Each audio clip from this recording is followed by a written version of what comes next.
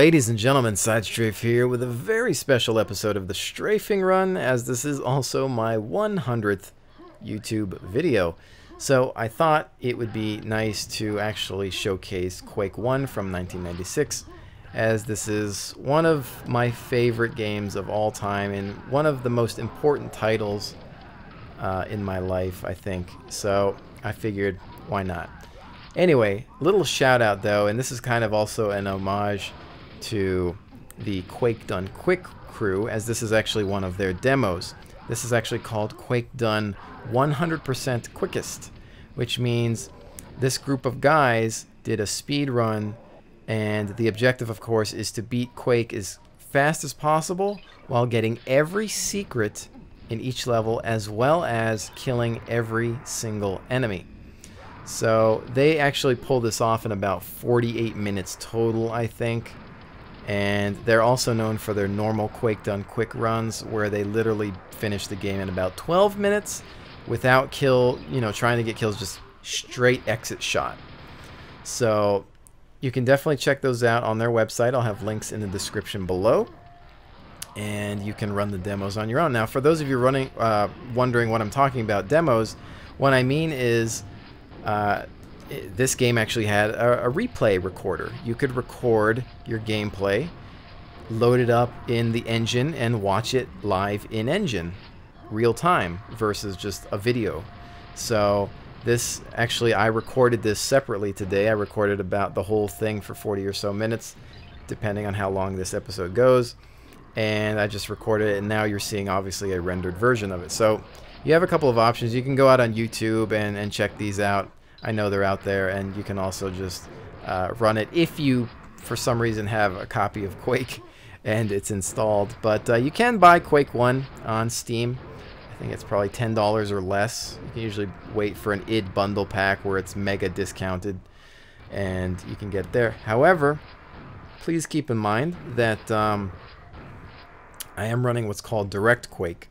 And Direct Quake is kind of like a modification that gives me a native aspect ratio of 16:9 and 1920 by 1080 resolutions, and a couple of extra little features that weren't included with the original. However, otherwise, this is a normal launch of GL Quake.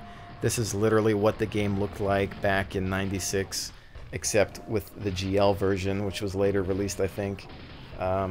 So I haven't changed anything else. You can also find Quake in various other engines, I think.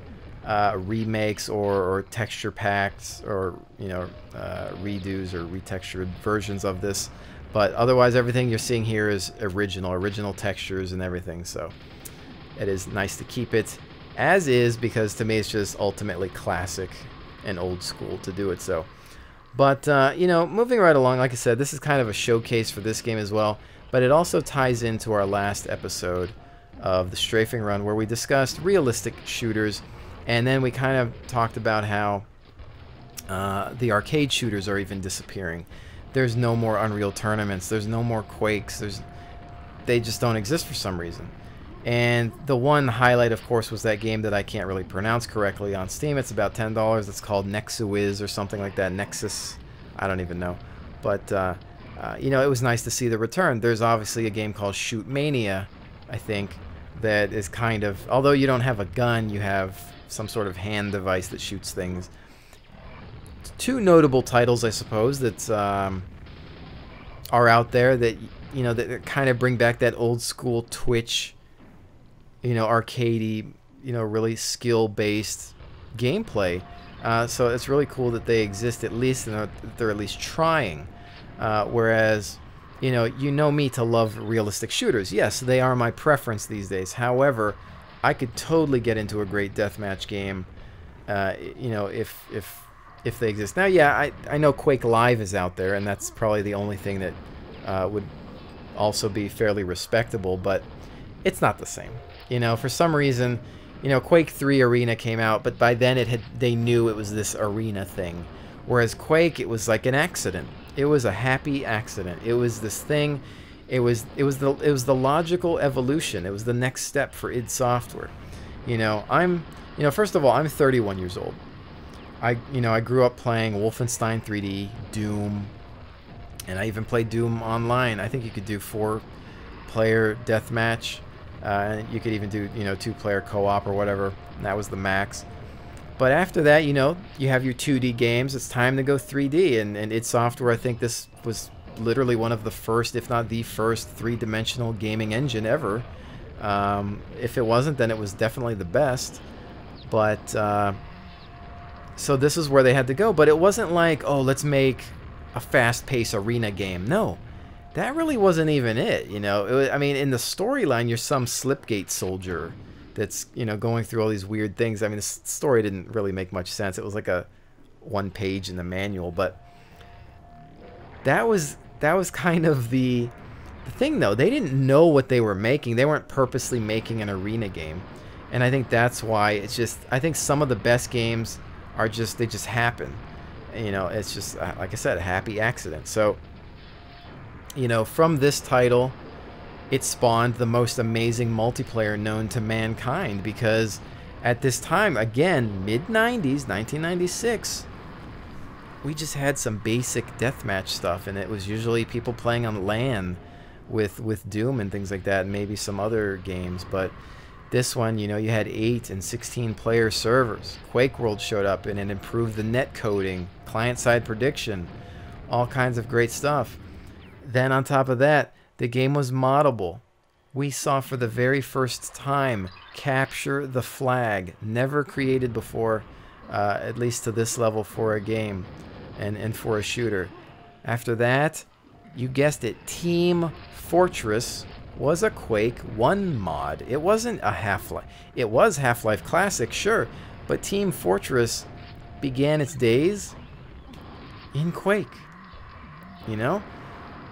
It was a mod. Just like Capture the Flag.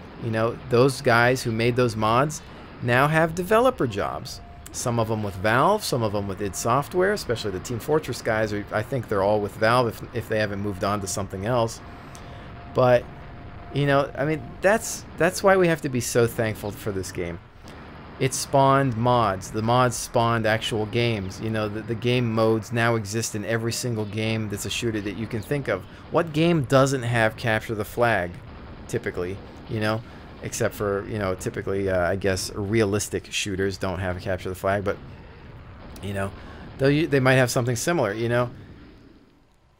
That's my point, I guess, with making this video. Not just to, not just to be another episode of the Strafing Run, but as my 100th video, I guess in a way, even though I've done a nostalgia night, it's a little bit of a showcase for it, because it is just so near and dear to my heart. And I really think that whether you're my age or not, whether you've played this or not, you should still see it.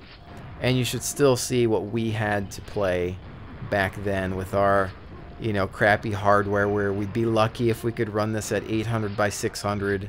And if you were really cool, you were running it at like 1024 by 768 on a 4x3 CRT, big honking, monitor that was like a heat box, shooting gamma rays at your face all day long.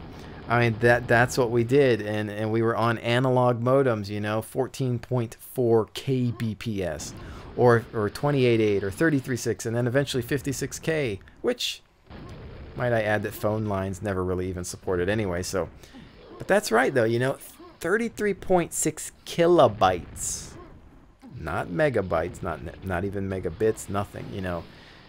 That's what we had to deal with. We were high ping bastards. That's what they called us, HPBs, with like 3-digit big pings, 300, 200 plus pings, or more even usually. I mean, sometimes you'd be in the 400s, like, oh, yep, time to play Quake. Oh, this is a good server. I got a 400 ping. I mean, that's what you would be lucky if you had that. And then there was, of course, the LPBs, low ping bastards, that had lucky guys. I remember this one guy. I was in a clan. His name, I even remember his name. His name was Bane. That was his nickname. He was a college student at the time, and so that obviously meant he was older than me, because I think I was playing this in high school. He was a college student, and he was always the LPB. He had a lower ping, like maybe it was a low 3-digit ping, like he'd be in the hundreds, where we'd be like over 200 or 300 plus sometimes, and he would be low. I don't know if I'm trying to think if he ever, I'm trying to think if how prevalent 2-digit pings were. I suppose it was possible, but even then, because you got to think about it, even if it was a college campus connection, it still wasn't amazing, you know. We're not even talking, because I remember first getting cable modem in like 1998, late 98 or 99, because I believe that it was like after Rainbow Six, so there was that time, and that was just like Roadrunner, the regular first introduction of you know, Tampa Bay Roadrunner internet.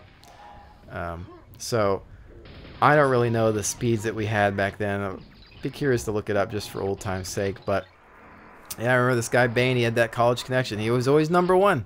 Because yeah, he had this awesome ping. He'd just tear people up. It was like, yep, Bane's here. We're going to win. That's what it came down to. And it was funny just because you had to have this old, different type of skill set. You had to learn to lag shoot to kind of predict, you know, what's going on, just because of your latency. Now, like I said, eventually they created something called Quake World, which fixed a lot of the net code, which made it a little bit more bearable. Because before, there was no such thing as client-side prediction, where everything happened on the server. Client-side prediction made it so that everything happened kind of locally on your computer. If the guy was in front of you, then he was literally, you know, where he should be. At least that's what it looked like, and you could properly shoot at him. Of course, you know, the whole thing with just having everybody on a modem and just, you know, sometimes unreliable servers could always mean a big mess. And of course, there was no in-game server browser. You had to at first connect through services such as things called MPlayer, and that was the one I started on. I remember starting with MPlayer. But then, you know, you had things like Quake World would come out, which added a lot of this dedicated server ability, and this tool came out, this miracle tool called Quake Spy. Quake Spy, it gave you a list of servers to connect to, and it was the separate application that would load up. And when it would load up, it had this voice that said, "Welcome to Quake Spy," or something like that. I remember it. And then that turned into what you guys know as Game Spy. Oh, that sounds familiar, right? Game Spy, we've heard of that. It started out as Quake Spy. And then we had these websites. They were called, it was called Planet Quake. Oh yeah, there's Planet sites. They were part of these Planet sites, aren't they part of the Game Spy network? Oh yeah, the Quake network, Quake Spy network. Oh yeah. See how everything links? They all came from Quake. The terminology for clans, the first gaming clans, were based in Quake, for the most part, as far as I know. That's when they became big. You know, all these things, mods, terminologies, frags, gibs, you know, all these words that we even use today, they come from Quake.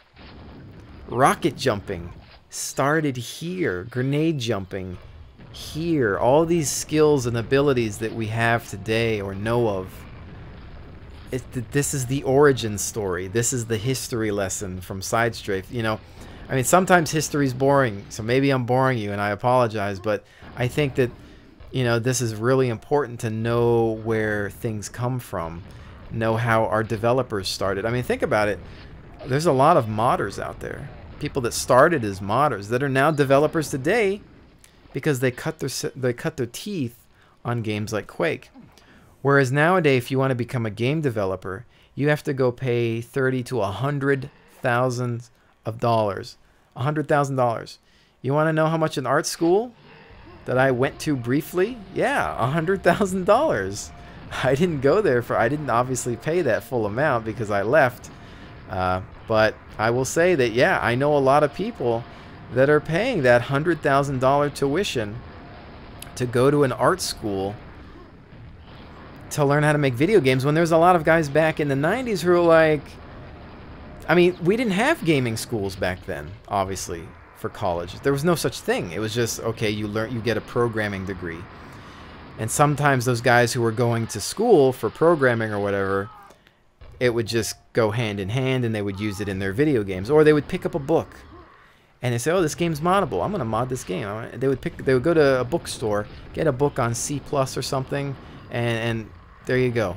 Now all of a sudden oh hey, you should come work for this. You should work for us. It's like 5 guys. We work out of a house. We make this game. That's what it was, before publishers were taking over everything. I mean, id Software used to work out of a house. Literally used to work out. They had a house. It was just a normal home, and they would just put computers all around the house or whatever and do their work. That's what building video games used to be. It used to be a couple of dudes who were fresh out of college or in high school or something, just like who knew how to program things, and then you had some artists that knew what they were doing, whatever. I mean, that's how things begin, and it's so crazy to look at that. But like I said, this created superstars. I mean, there's the modders that the Team Fortress guys. They got jobs with Valve or whatever. You mods, Half-Life mods, Day of Defeat, Counter-Strike. Who do they work for now? They're at Valve. They work for Valve now. I mean, it's because of games like this that produce and allow. That's the key word, is allow mods. Because not only is this a history lesson, but it's kind of a showcase of how this game had things that our modern day games don't have, that we pay much more for, that take longer to develop or cost millions of dollars more.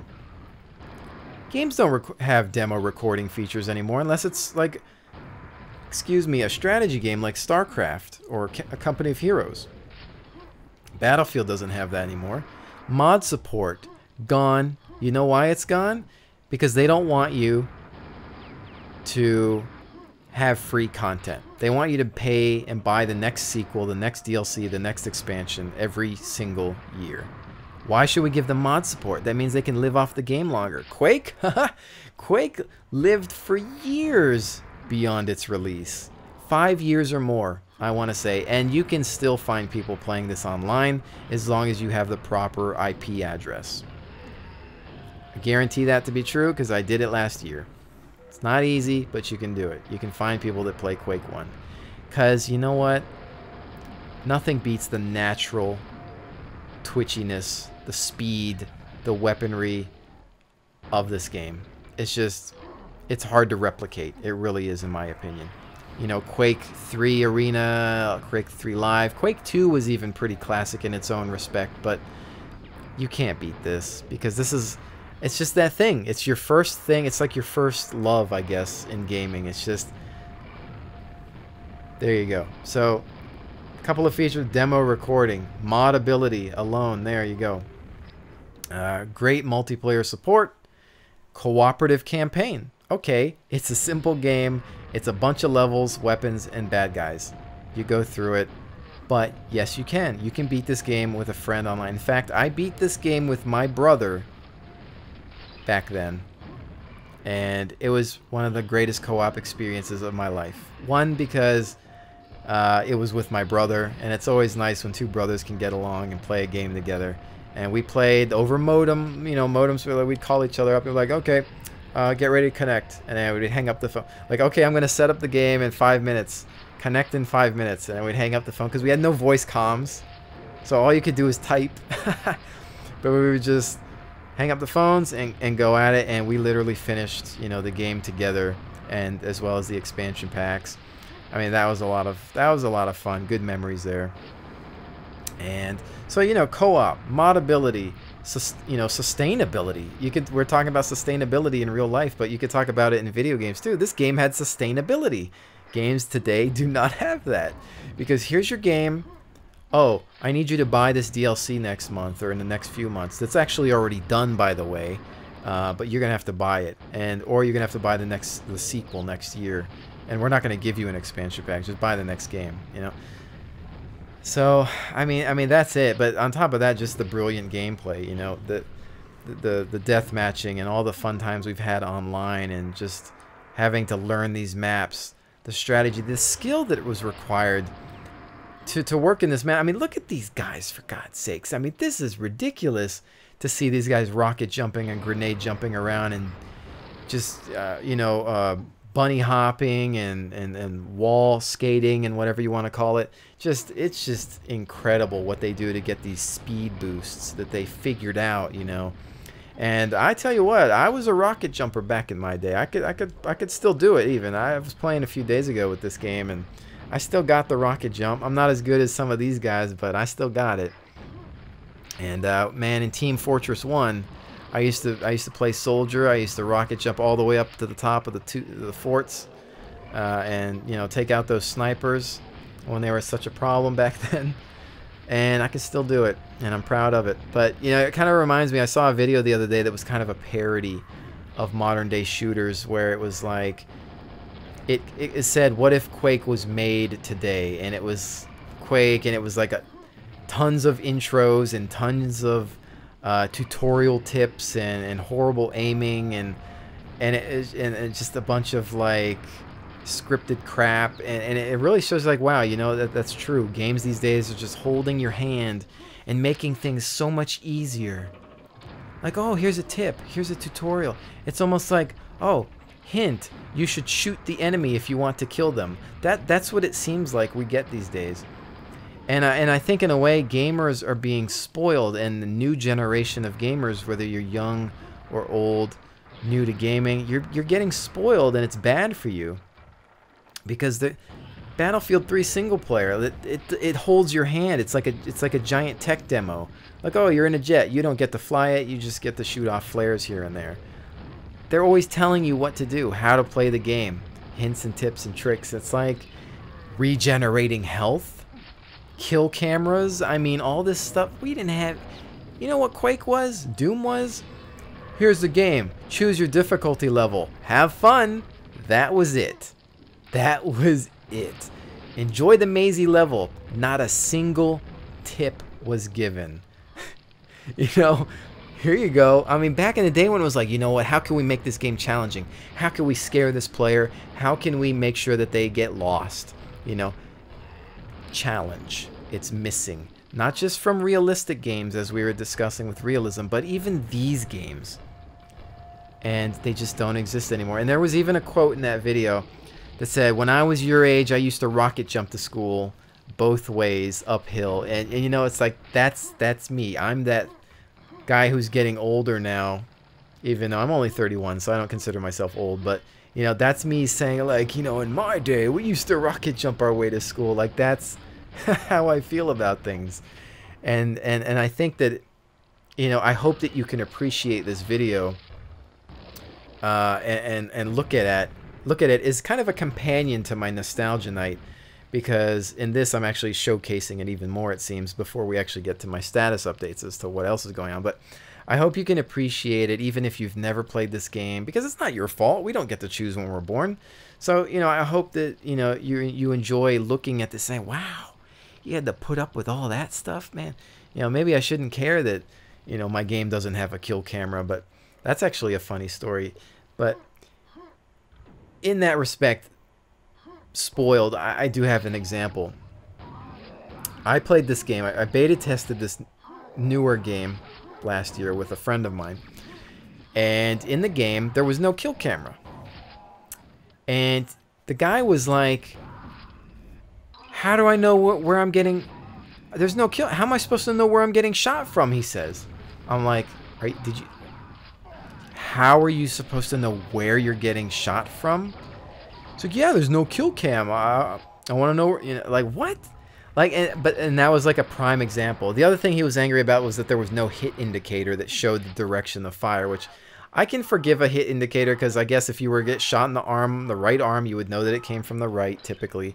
So I can forgive those things, but a kill camera, it was like, he was upset that there was no kill camera, because he had to know, I don't think it's fair that I don't know where I got shot from. I was like, okay, you're part of the spoiled generation.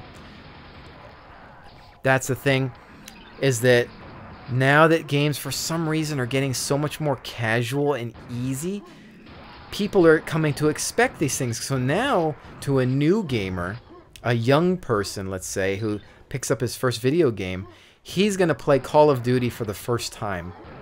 Okay? His parents get him Call of Duty, he buys Call of Duty, or Battlefield, whatever. Oh, you know, I played this game. This was my first game. Like, this is my first... you know, this wasn't my first game, but this is one of my favorite first games. I look back at this And then people today look back at like Call of Duty 1 and say, or Call of Duty Modern Warfare and say, well, you know, where's my kill camera? Where's my whatever, you know, why is there a, you know, a bullet drop? Why is there this? You know, if there's something that's realistic, why does it take so few hit? You know, you can't, if you introduce to them a game where it takes too many bullets or fewer bullets to die, then they're complaining. It's like, well, in my old game, it was like this, and then they won't understand. And so it's kind of that, and you really have to do your research. You really do have to have a history lesson in gaming and say, you know, let's see where things came from. Let's look at real life and let's look at gaming and let's see how things started out and compare it to this new game. Does it have more features or less features? And, you know, I'm not ragging on every new game because obviously I buy tons of new games and they all have lots of new stuff too. But in comparison, I think at the end of the day, I think it would be a great idea for id Software to not necessarily remake Quake 1, but to remake the gameplay. To say, here's your level, you choose your difficulty, you choose your fancy options, just start awesome mazy-like levels, like 10 or 11 awesome weapons that make sense, a rocket launcher, a grenade, a machine gun, you know, a nail gun, I mean, a shotgun, just the classic deathmatch weapons. Some built-in capture the flag, because obviously capture the flag was first a mod. Build that into it, you know, and just on it, because id Software lately, I love you guys, I really do. I have a lot of respect for John Carmack and some of the people from id. Some have moved on, some are still with id, but and they're into a lot of things. Like John Carmack, I know he's like the lead programmer at id. I don't know if he still holds that title, but he's totally into mobile devices now and just really remaking. And I hear that this is actually going to be remade for iOS. I'm not sure, but I heard that was a rumor at one point. That's an instant buy for me. That's an instant buy for me. I don't know why, but it is, even though I can play it here. But anyway, you should remake a game that's just got this, that carries this game. Make Quake, what would it be, Quake 5? Because Quake 4 is that. Quake 5, and just, here you go. Because honestly, Rage did not do so well. Never played it, but I know it didn't do so well. I'd give it a shot, but yeah. Stop trying to be like everybody else and just go back to your roots. Because right now, nostalgic gaming is really, really popular. If people see something like this, I think it'll sell. Don't overprice it. Go back to that old $30 to $40 price format, and just, you'll be good to go. You give us, you know, what we've been looking for. I really think that they can do it. Of course, they're with ZeniMax now as a publisher, so I don't know how they would feel about that, but I'm pretty sure they leave it alone for the most part. They haven't really caused too much of a ruckus, I don't think. So yeah, I mean, I guess those are kind of my thoughts on Quake. Again, it is more so for this super special kind of 100th video episode type thing, to look back at a game that was really important in my growing up in gaming. Even though, yes, it wasn't my first shooter. My first shooter was Wolfenstein 3D and then Doom after that. But this was my most important shooter because of mostly the multiplayer, the deathmatch, the team deathmatch, the capture the flag, and the team fortress, and the mods that followed, and what it just created after that, going into Quake 2 and Quake 3. You know, everything after that was just whatever, you know. Unreal Tournament showed up, of course, and really added to the experience. But even that Epic Games has unfortunately done a lot of, fortunately they've done a lot of good, but unfortunately they've forgotten their roots as well, and don't even seem to support the PC that much, except for just flat out providing awesome engine technology. So I thank them for that, but I really wish that Unreal Tournament would just have more life breathed into it. Although, you know, sometimes the developer just comes down to, hey, we'd love to make the game, but it won't sell. And I guess I kind of understand that. Unreal Tournament might not sell anymore. Quake, like this, just might not sell anymore. And that's because, you know, I think our generations are spoiled. But hopefully there are some of you that can, of course, just like I said, appreciate this for everything that it's worth. And, you know, if you're crazy enough to do it, It's on Steam. Go ahead and try it out. Get the direct Quake. I'll have the links below. Give it a shot and see what it's all about. So at least be able to say, you know what? I did it. I did it. I tried it. I see where they came from. And now I can have some respect for it. And realistic shooters or not, you know, I have so much respect for games like this. Because these games require a totally different skill that a realistic shooter will never have. You know, this is literally the most epic hand-eye coordination, you know, that you're ever going to get, in my opinion. But moving right along, let's actually talk about some status updates as we will draw this to a close, because we're already at, what, something like 30 minutes or so. But hopefully you're enjoying it as well. And this footage is just awesome. Come on, it's fracking awesome. These guys are amazing. Give them a round of applause. But status update, still just churning out different videos each week. Typically try to give you guys a video once a day, minimum. Saturdays typically is my airsoft filming days, so I don't always have a video available on Saturday. It's kind of like a day off in a way, although I'm out filming getting shot at by people with high-powered airsoft rifles. Airsoft I try to do once a week. It's not as easy, obviously, to get airsoft footage. I don't always manage to get good stuff. Sometimes I film for hours and have like 5 minutes worth of usable content, so bear with me on that. Airsoft is hard to get. Can't just sit down and load up a video game like I can with the rest of my content. So there's that. Otherwise, video game footage once a day, or yeah, once a day during the week. Sometimes twice, maybe. I might start doing 2 vids a day, depending on what things look like with revenue. Obviously, I am trying to do this for a living, but it is not at that point yet to where I can... I am focusing on it 100% right now, but it's not, of course, easy, and I do at times have to look for other work in terms of graphic design or consultation of some sort with whether it's, you know, Apple related stuff and things like that. But so, you know, bear with me. I'm trying to deliver good content each day. But here's the other thing. Here's the kicker. Recently, there's been a lot of debate in regards to what kind of content I provide. I provide different content. I'm a variety gamer. I play so many games, it's not even funny. I wish I didn't, but I do. I play strategy, I play role-playing, MMOs, shooters, flight sims, some racing games. The only thing I don't play is probably sports and puzzle games, I think. Otherwise, I play so much stuff. My Steam list is packed. My wish list is packed.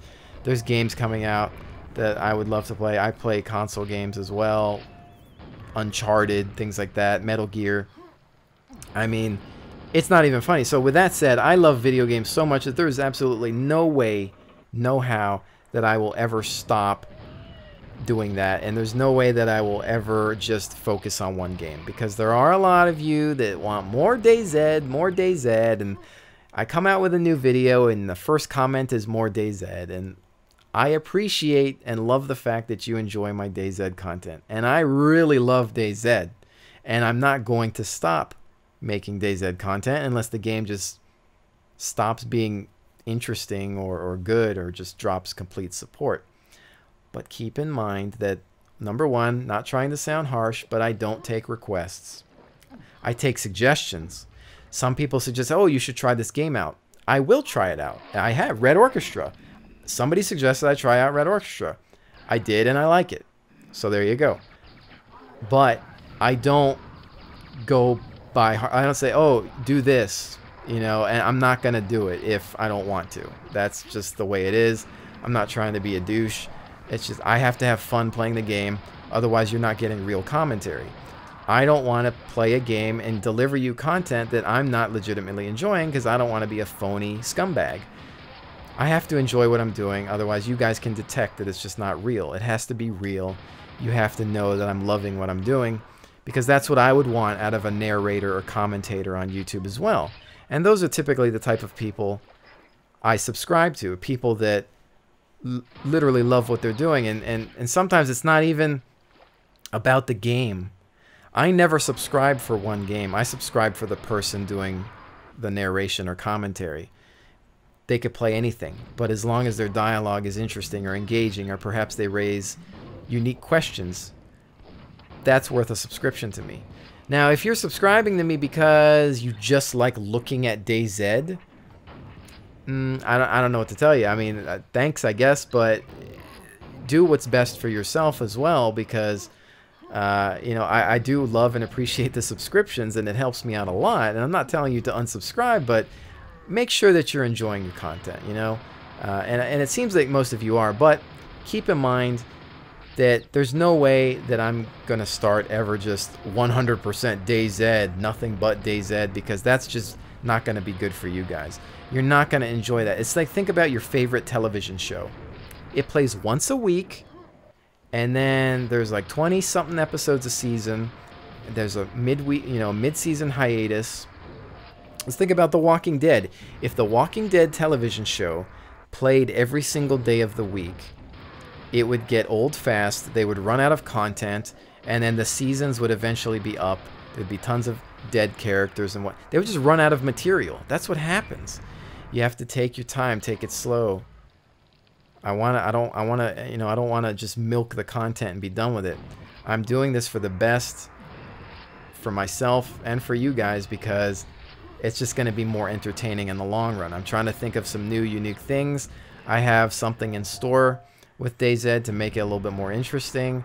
You know, be patient. It's going to get cool, guys. It's going to get really cool. And there's some really awesome things. I mean, what you saw the other day is only the beginning. I mean, anything can happen.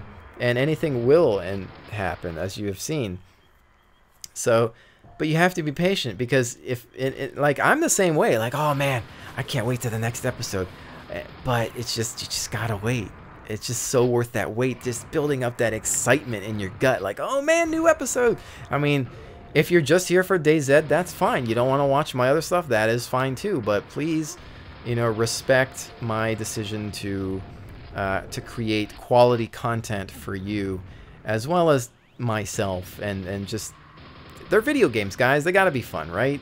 I mean, if I'm not having fun, then what's the point of doing this? I mean, I do this because I don't want to work a normal job.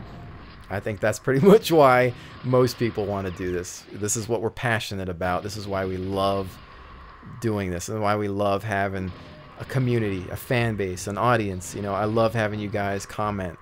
And that too, that's another thing I want to bring up, is I read most of the comments. But obviously when DayZ has like 500 comments on it, I'm probably going to miss a few of those. So please don't take that personally. I try, and I do get to some of them.